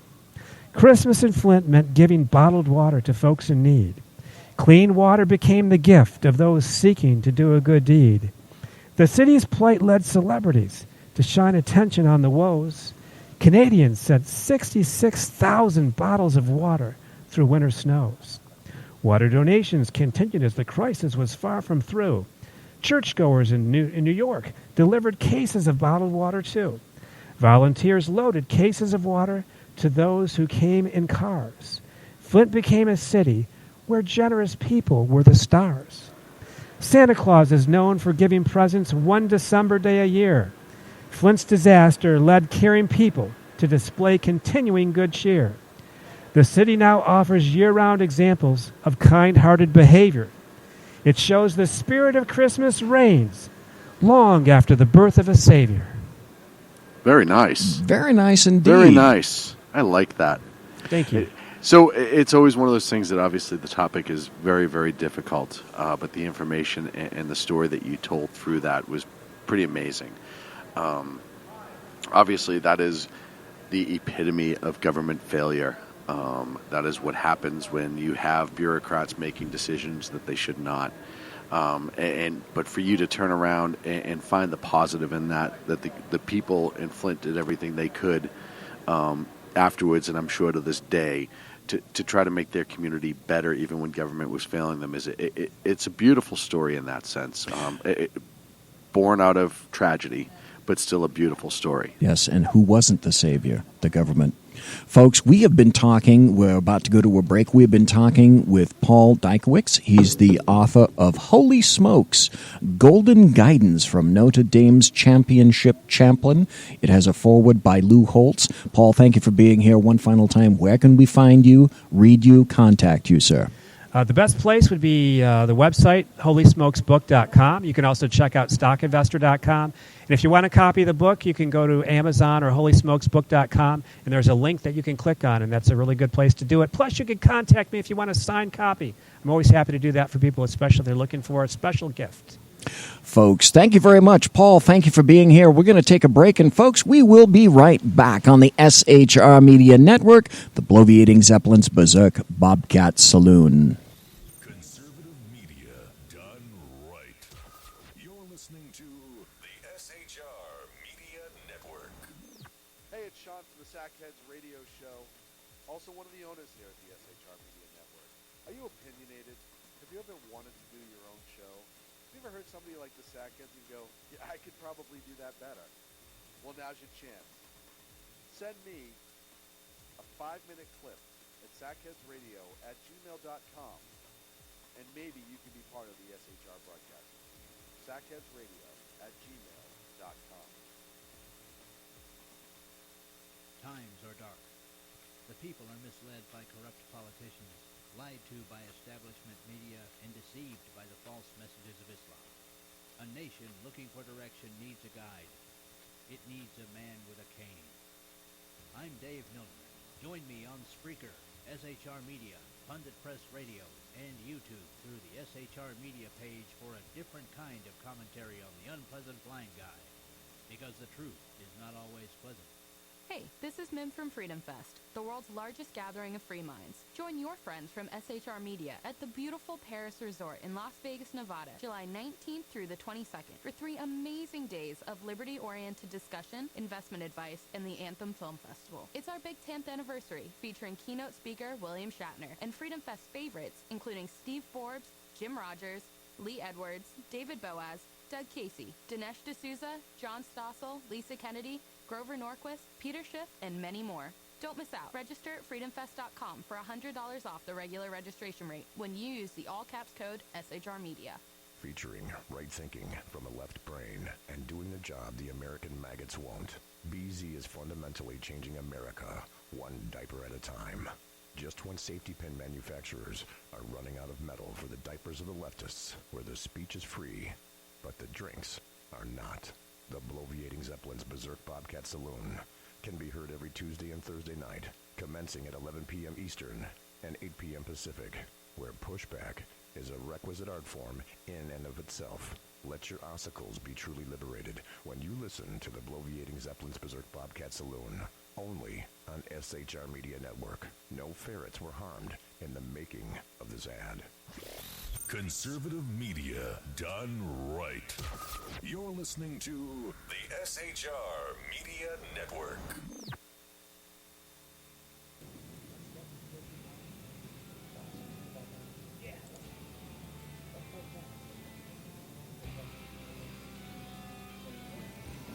Folks. Ladies and gentlemen, boys and girls, children of all ages,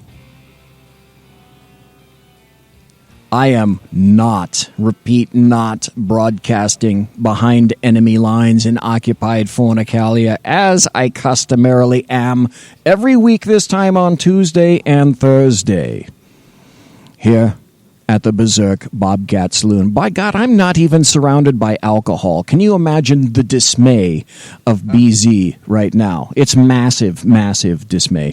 We were talking about Maxine Waters. By the way, we were talking previously to Paul Dykowicz, an author and a fiscal par excellence advisor, and way knowledgeable about things fiscal. It's been a great time here at Freedom Fest. We've discussed darn near everything. We have Sackheads Clint and we have Sackheads Sean and Sackheads BZ, and we have the individual behind the vacuum cleaner who is no longer vacuuming, and whoever that is, I say thank God. God bless you, sir. You must have been receiving the electronic vibes that were coming your particular direction. That's absolutely wonderful. Interesting thing, though, I was really going to unload on politics, but because of the buttery goodness of Paul, I've sort of got out of my funk right now. And I was really going to funkifize there for a while and start tossing verbal lightning bolts left and right. And I'm sort of off that right now. There are no lightning bolts to be hurled by BZ.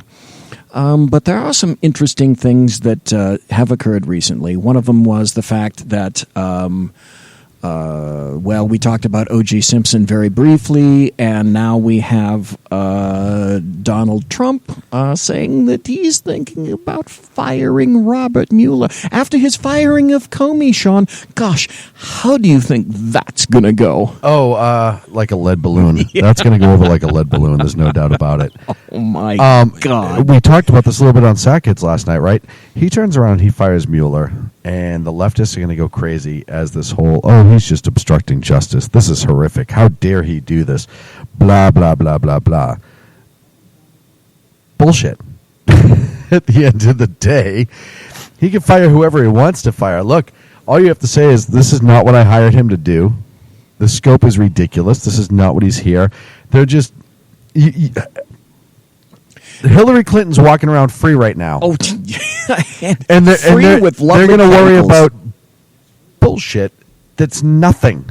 They can't dig anything up on him, so they keep going. That's exactly what this is. Well, they have nothing. They had nothing. They will have nothing in the future, but they're pushing at nothing. The reason I bring up this article, Sean, it's from Bloomberg. Yes. And I wanted to read this because of the particular slant. A, it's Bloomberg, and B, it's what they're saying about it.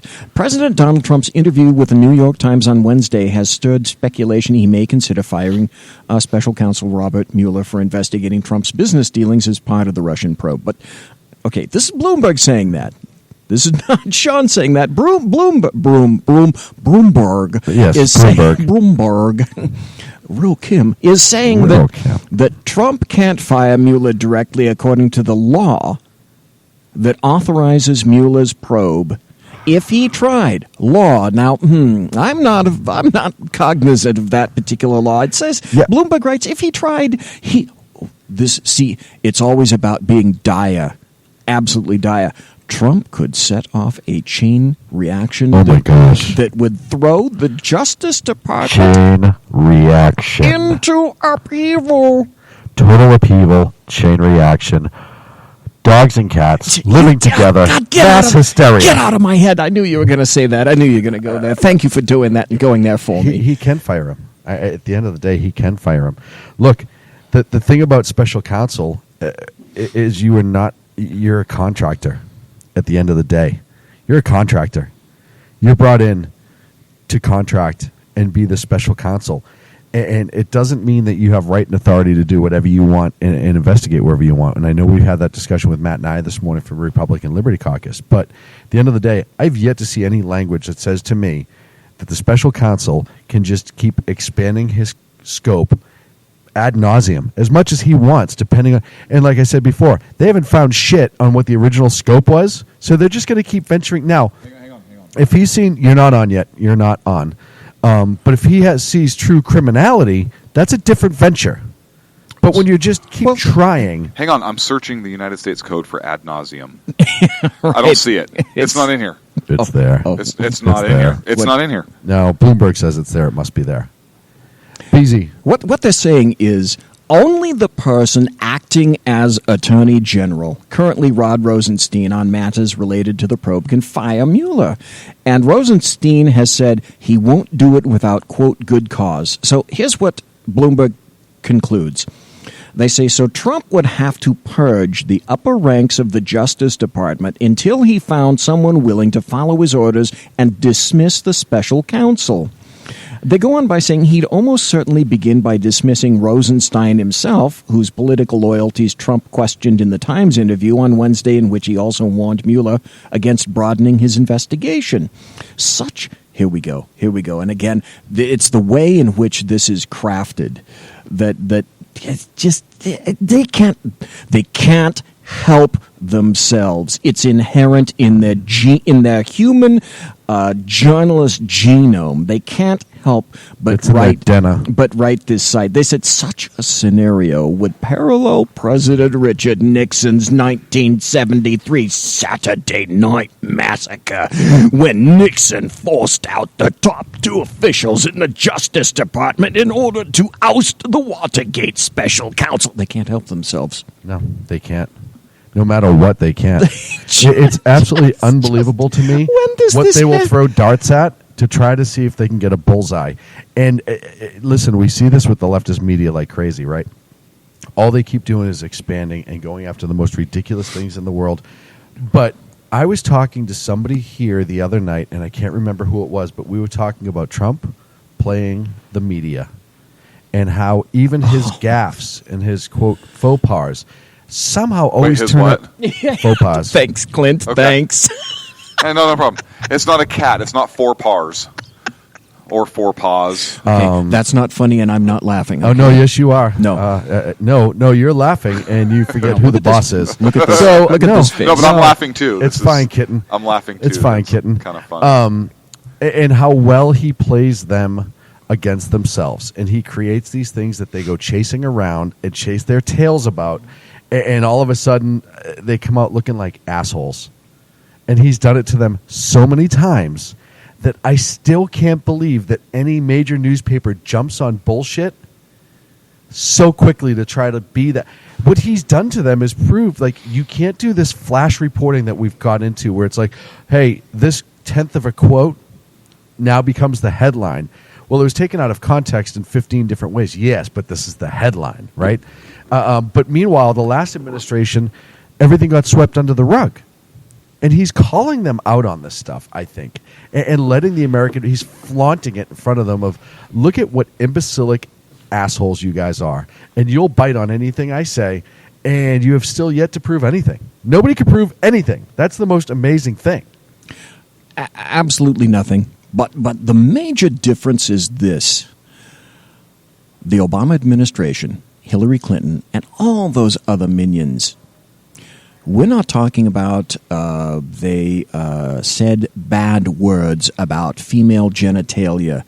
It's not. We're alleging that someone may have had a meeting with someone somewhere, though we don't specifically know the contents of the meeting. Though we've lied about Trumbull from Australia hanging up on Trump. Though we've lied about saying that Trump wants to go into Mexico.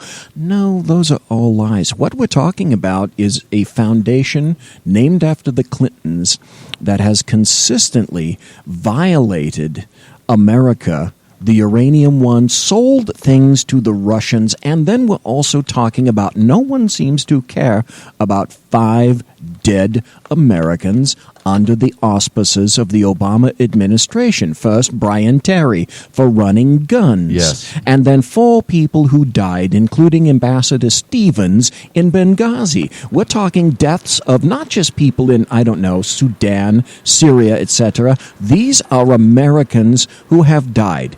And no one in the American media maggot area has deigned it necessary to bring any of this stuff up. These American deaths mean nothing. Nope. But sitting down and speaking about Russia and saying that you're conciliatory in terms of talks to Russia, that's the most evil thing in the world, to the point where some people were advocating almost war with Russia.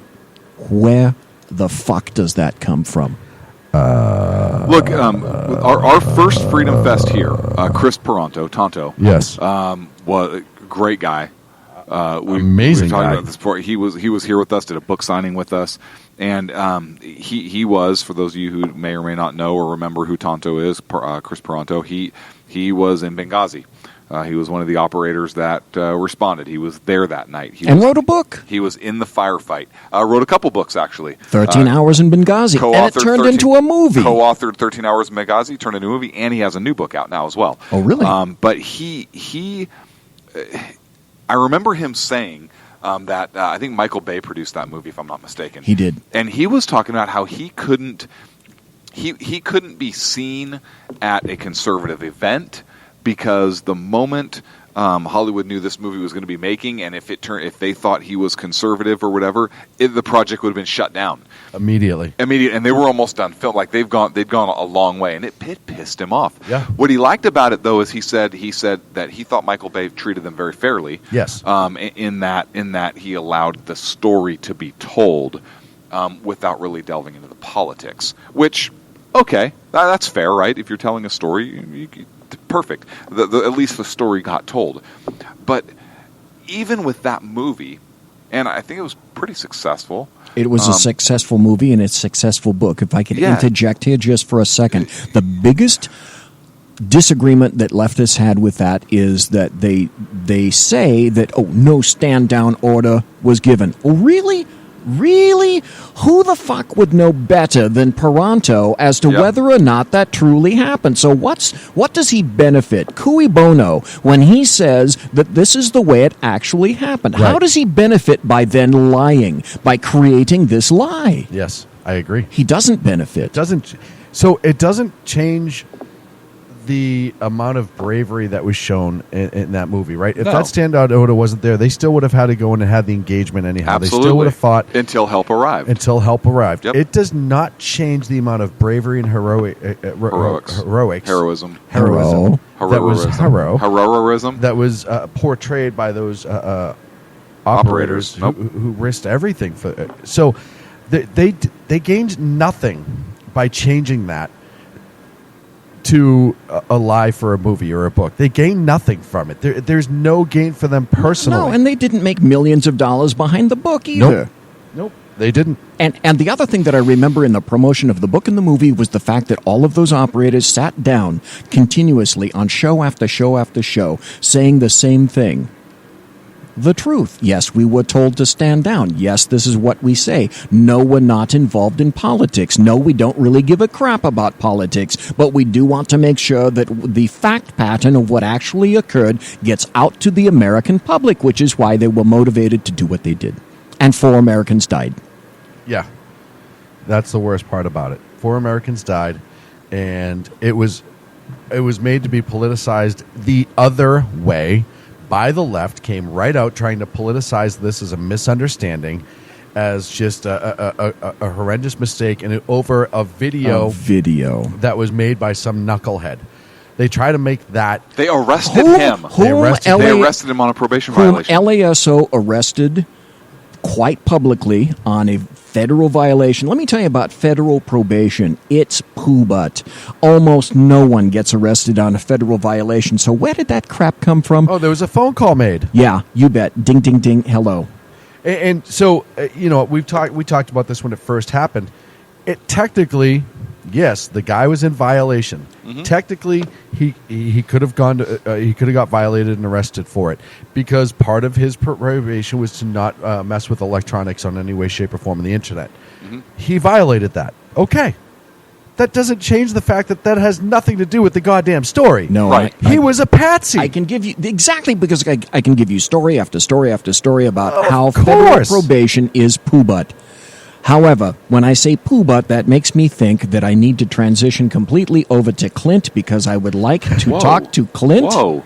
Hey. Not after you call me a poo-butt. Because have fun finishing this segment up. You spoke and had just an intriguing conversation earlier today with a libertarian candidate for the governorship of New York. Not the city of New York, but the state of New York. And the man's name was Larry Sharpe, S-H-A-R-P-E. You say interesting, I say epic.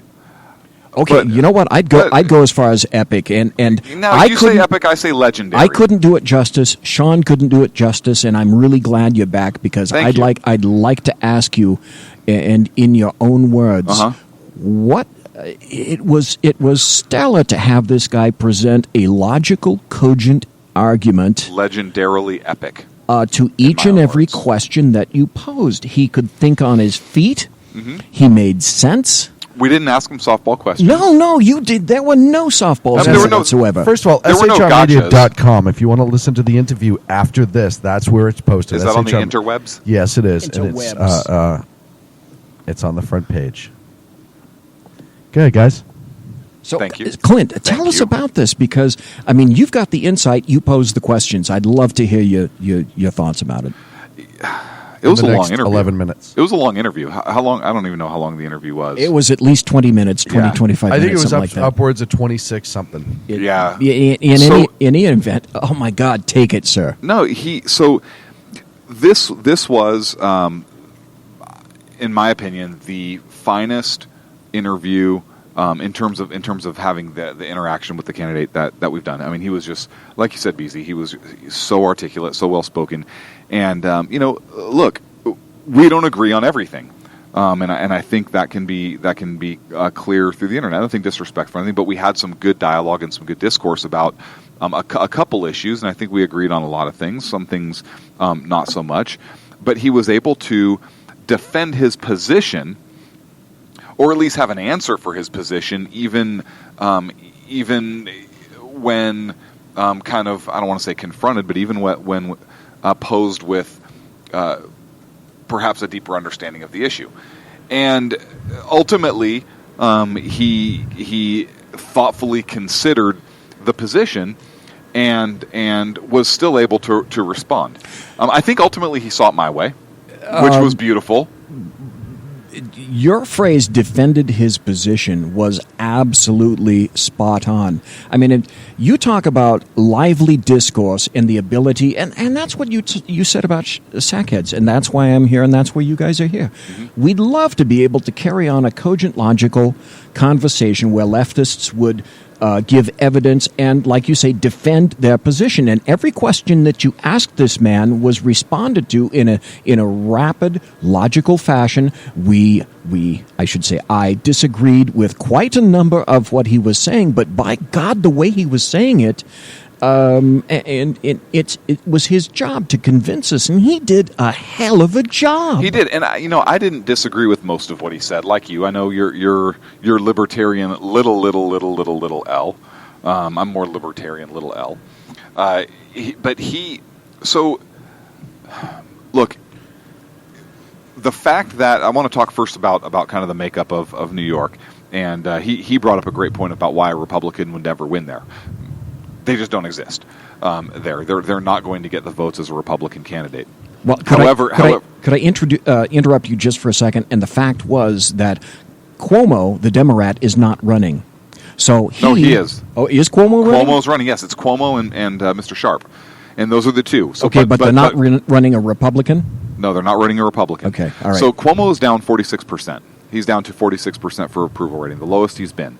The Republicans, if they were smart, which they're not, because they like the status quo, if they're smart, they wouldn't run a candidate.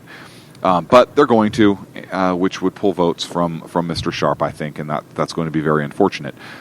But the way he spoke about his support, he believes in New York City and upper state. He is a Yankees fan. Sorry, Sean. No. But we pointed you out, by the way. I saw that. We did. What else is new? But look, he answered some tough questions, and I hope you get a chance to check it out. I know we have about 8 minutes left or so, but he discussed, hey, where are you strongest in terms of how you're going to relate to the voting base, particularly in the deep blue state of New York? And I don't want to showbiz too much of what he said, but he said, hey, I this is what kind of where I excel, my strong points. And then it's always very tough when you ask somebody, and not as a gotcha, but more as an introspective question is, hey, where is it you can improve? Where do you need to build bridges? Where is it where you're going to have some of your toughest criticisms coming from the voters within that state? And he was able to not only speak on that, but talk about the importance of not necessarily even finding common ground, but the importance of dialogue and thoughtful conversations in order to at least have an understanding of perspective. Not necessarily winning the argument right now, but having that cohesive understanding to where, hey, maybe you'll win the argument down the road, but at least there's an understanding where, hey, you're not going to agree with everything somebody says. We talked about taxation a little bit. He had a very interesting perspective on Tue. That's where you really focused in my opinion, and that's where you really asked him some critically important questions. And he said himself, he said, I am not a gun owner. He said, however, just because I am not a gun owner right now doesn't mean that I don't think somebody else should own the right to possess a gun or to own a gun. And he kind of talked about various situations there and the importance of that. So he believes in the amendment as an individual right. He's I believe, based upon what he said, I believe he's a natural law guy.